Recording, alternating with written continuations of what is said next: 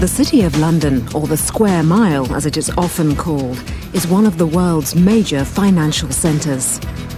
The Bank of England, the Stock Exchange and Lloyd's of London are all here, together with banks, insurance companies and other important financial institutions.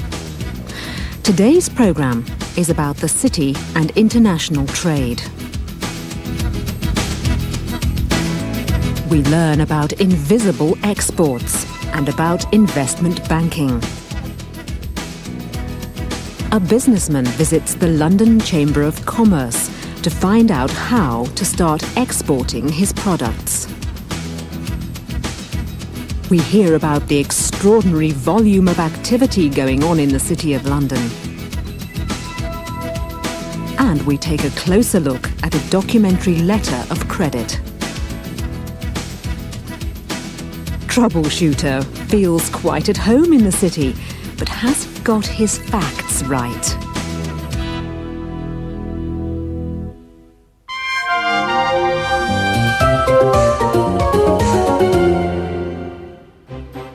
Lloyd's of London is world famous for insurance. Nick Doak is the manager of media relations. Lloyd's origins go back over 300 years. To a time when the only established form of insurance, in the world anywhere, was marine insurance. It was the insurance of ships and their cargoes on what were often very dangerous journeys around the world. Lloyd's List is the oldest newspaper in the world. Its origins were those of a news sheet that was put out at the time of Edward Lloyd's coffee house, the beginning of Lloyd's itself. Lloyd's started as a market of individuals offering insurance. There were no insurance companies at that time. And from that, it has grown into the very sophisticated market that it is today. Invisible exports are all about international trade.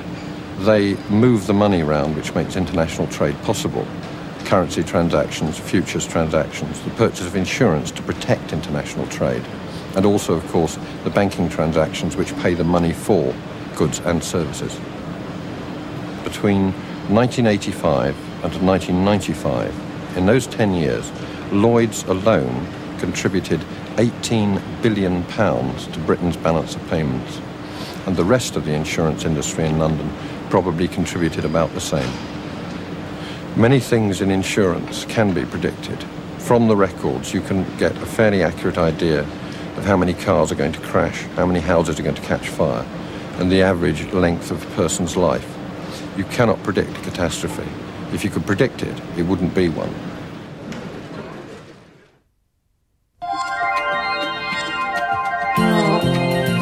Now, let's look at some of that again. First, focus on facts. How old is Lloyd's of London, and what kind of insurance did it deal with first?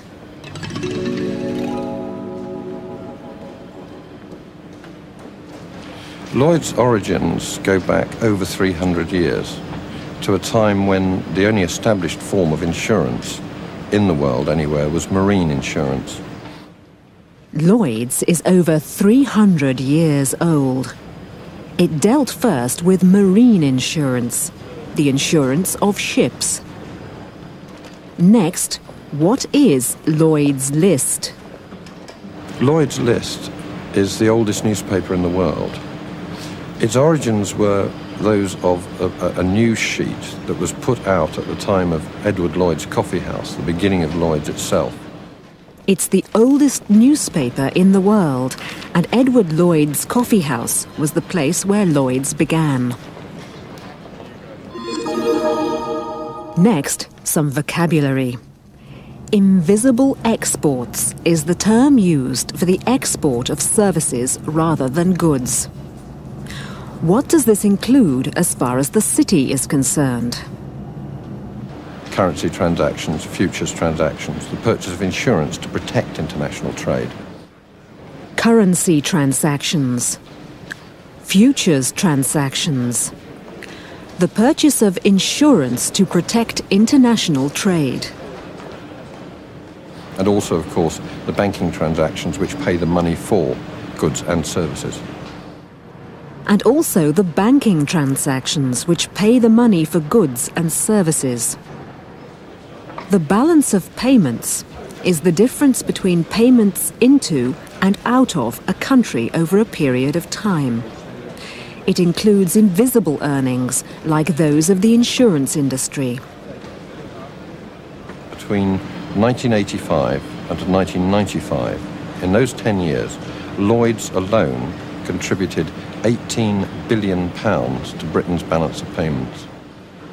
Between 1985 and 1995, Lloyds contributed £18 billion to Britain's balance of payments.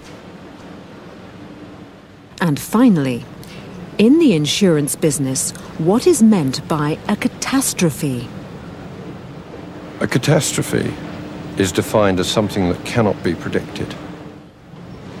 A catastrophe is defined as something that cannot be predicted. Can you think of any catastrophes in recent years?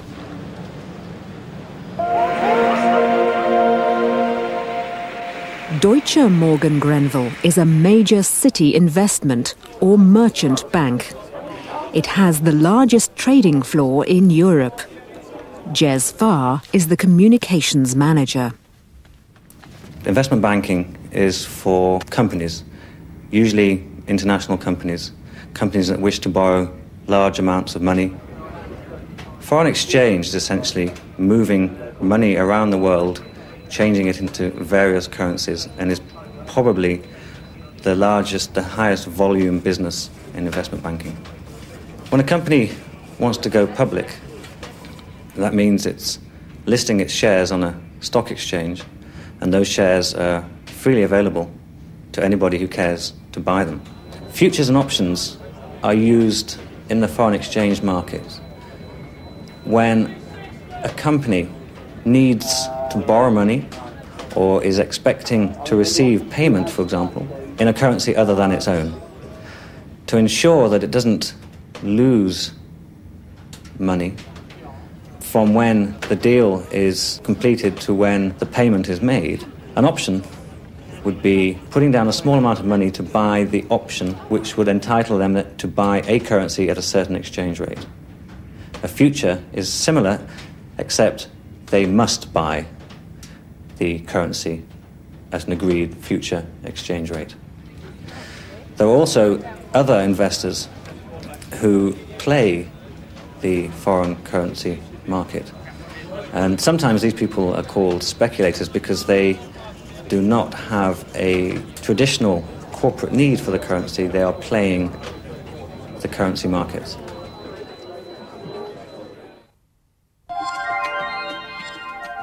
Now, let's look at some of that in detail. Focus on facts. And there's new vocabulary here as well. What kind of companies use investment banks? Usually international companies, companies that wish to borrow large amounts of money. International companies that wish to borrow large amounts of money. Foreign exchange is perhaps the highest volume business in investment banking. What else does Jez Farr say about it? And foreign exchange is essentially moving money around the world, changing it into various currencies. Foreign exchange is essentially moving money around the world, changing it into various currencies. Helping companies to go public is an important function of investment banks. What does it mean?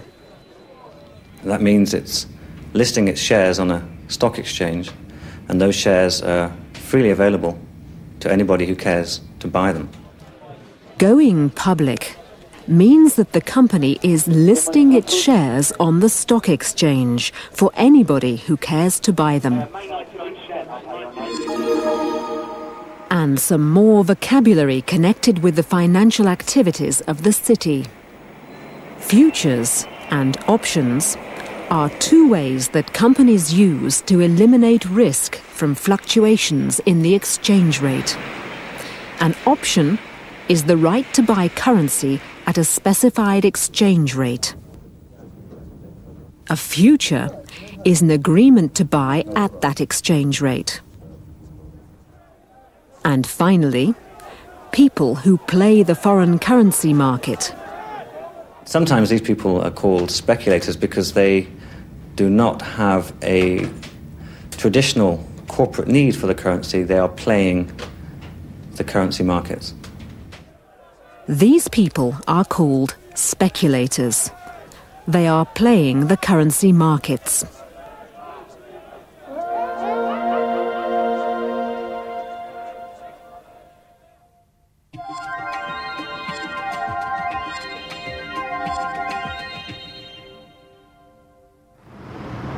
Also located within the city, the London Chamber of Commerce gives help and advice to people in business. Peter Bishop is head of the International Trade Department. Good morning, I'm Peter. Today, he is meeting a businessman, John Reed, who is new to the export business. It's our first major export order, and I need to take advice on how to handle it. I was told that you could help. And where are you exporting to? Well, to the USA. We were at the New York gift show recently, and there was a lot of interest shown in our products. So now we have a distributor based in Boston who will import directly from us. First, you have got to know the US regulations with regards to your product. There are very strict health and safety standards there, so much so that if you don't comply with them completely, your goods will get turned back at customs. And where can I get hold of the regulations? We can supply you with a copy, or you can get a copy at our bookshop downstairs. And as regards the Made in Britain label, I understand that there are regulations concerning this. But I'm not at all clear about it. There are a number of issues here. Firstly, are the materials sourced in the UK, or do you buy in from abroad? If you buy in from abroad, what manufacturing process has been undertaken before you re-export the goods?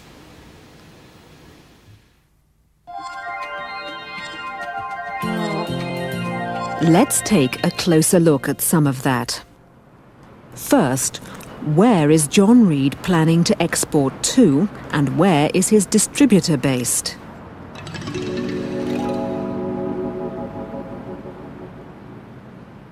Well, to the USA. We were at the New York gift show recently, and there was a lot of interest shown in our products. So now we have a distributor based in Boston who will import directly from us. He's planning to export to the USA. The distributor is based in Boston. Next, focus on language forms. Some English verbs, like tell and inform, can be used in a personal passive form. Listen to John Reed. And I need to take advice on how to handle it. I was told that you could help. I was told that you could help. He could also say, I was informed that you could help. Next, some vocabulary. There are certain things that John Reed must know. First, you have got to know the US regulations with regards to your product. First, he's got to know the regulations. But which regulations? There are very strict health and safety standards there. Very strict health and safety standards, and exporters must comply with them. That if you don't comply with them completely, your goods will get turned back at customs. If you don't comply with them completely, your goods will get turned back, that's a phrasal verb, at customs. And what about the Made in Britain label? There are a number of issues here. Are your materials sourced in the UK, or do you buy in from abroad? Are the materials sourced in the UK, or do you buy in, another phrasal verb, from abroad?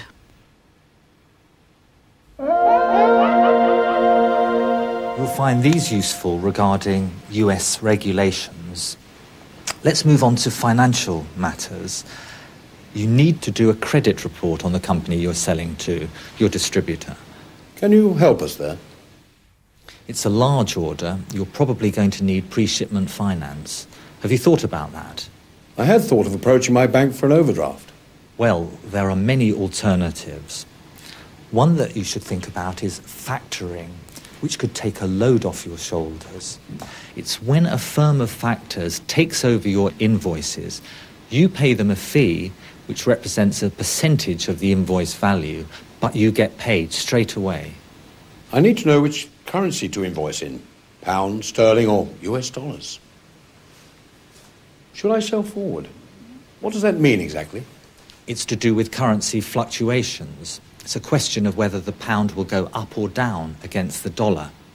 And obviously there is a potential risk for you here. Selling forward means that you're not at risk when exchange rates fluctuate. As regards payment mechanisms, you could choose the collection method, which involves bills of exchange, but the documentary letter of credit is the most secure form of payment. Could you explain how it works? Basically, a letter of credit enables you to draw payment through a bank, provided stipulated documents are produced. For example, bills of lading, certificates of origin, and certificates of insurance, as well as your invoice. I see.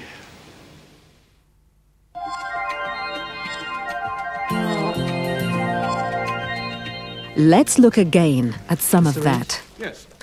Peter Bishop has advice to offer on financial matters. More vocabulary. You're probably going to need pre-shipment finance. Pre-shipment finance. That could be an overdraft, but there are many alternatives. One that you should think about is factoring. One that you should think about is factoring. Finally, regarding payment mechanisms. One possibility is the collection method, which involves bills of exchange. But the documentary letter of credit is the most secure form of payment. The documentary letter of credit is the most secure form of payment. And we will hear more about that later.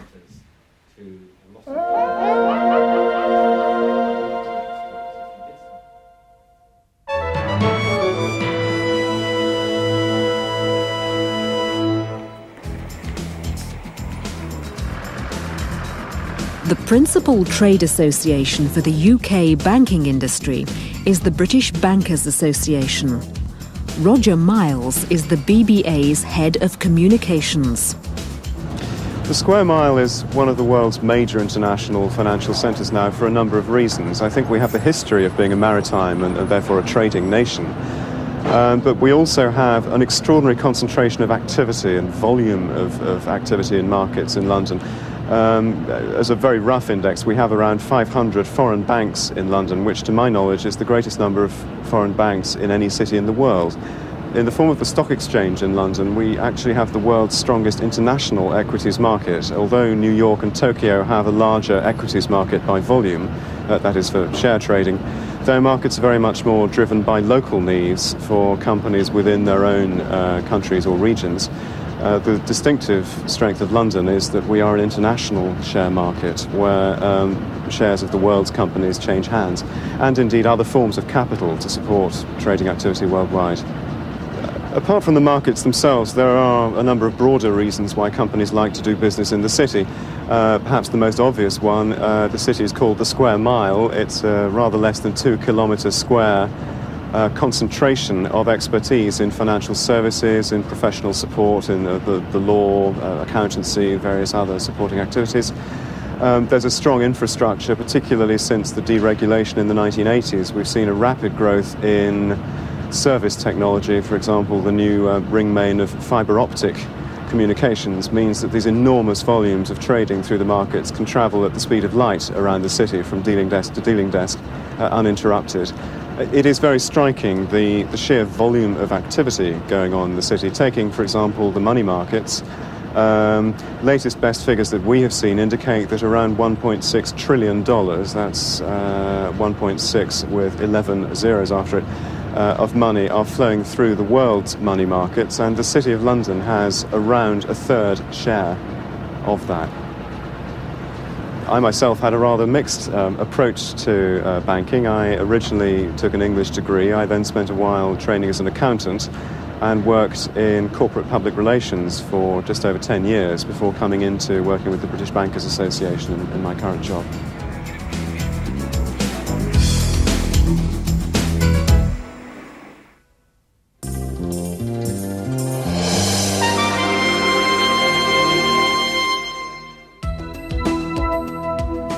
A documentary letter of credit is the most secure form of payment for an exporter. It allows the exporter to draw payment for his goods through a bank, provided that he produces the documents that are listed on the letter and the invoice. This irrevocable confirmed documentary credit concerns payment for goods to be exported from the United States to France. It shows the name and address of the issuing bank, the name and address of the applicant who will pay the sum of money, the name and address of the beneficiary who will receive the amount, and the name and address of the advising bank. It indicates the expiry date for presentation of the documents. After that date, the letter is no longer valid. And it shows the sum of money to be paid. Below this is a list of all the documents which must be presented in order to receive payment.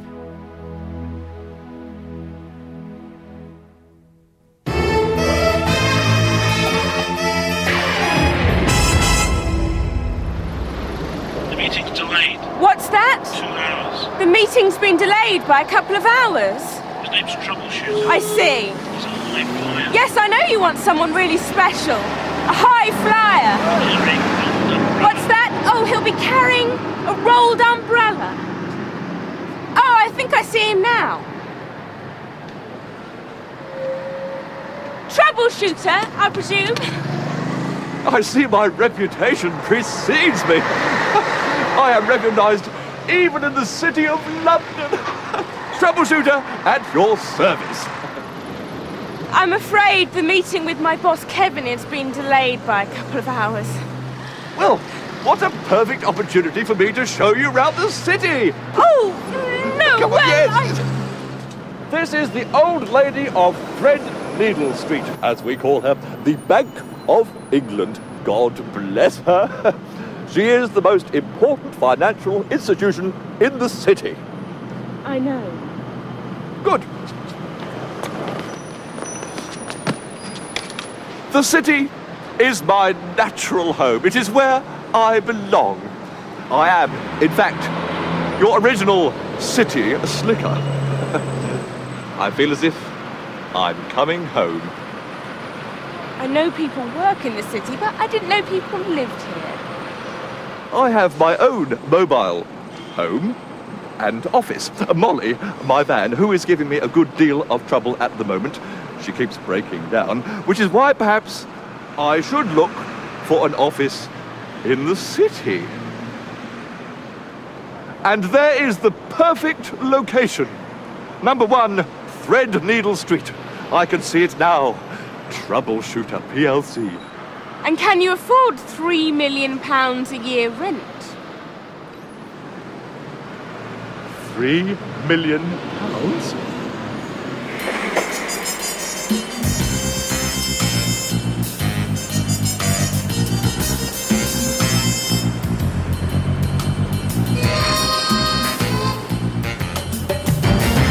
Lloyd's of London. The building looks to me like the insides of my old mother's gas boiler. Actually, that is an award-winning piece of architecture. Lloyd's insures spacecrafts, satellites, oil platforms. Good heavens, is that the time? Do you fancy a spot of luncheon?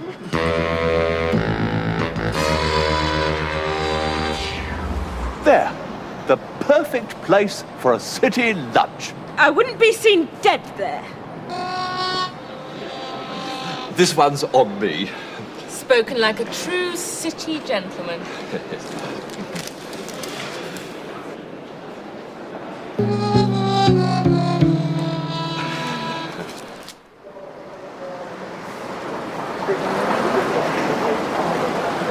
Here we are in the financial district, one of the great financial centres of the world.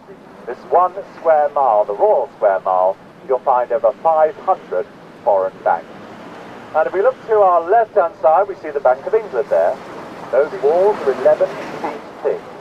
That's where we keep our gold reserves or gold bullion. And I would urge you to look at the famous dome and just imagine what it was like during the... This is Westminster Abbey. No, it's not. It's St. Paul's Cathedral, actually.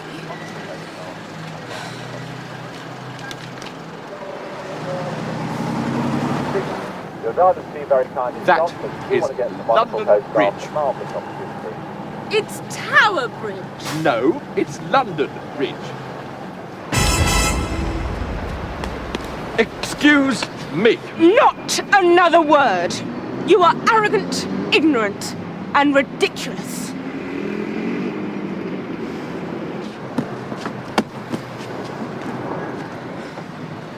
Kevin, we'll be there in a couple of minutes.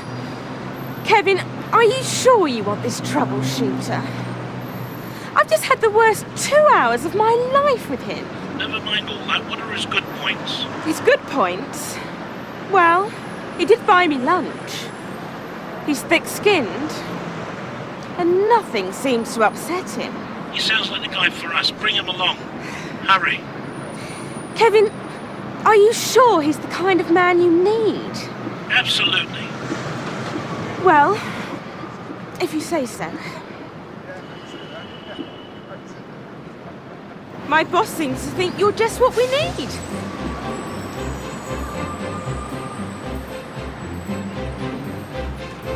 I've obviously been seeing you in the wrong light. Evidently, my dear young lady. But I am a professional and a natural high flyer. Troubleshooter is going to make a name for himself in the city.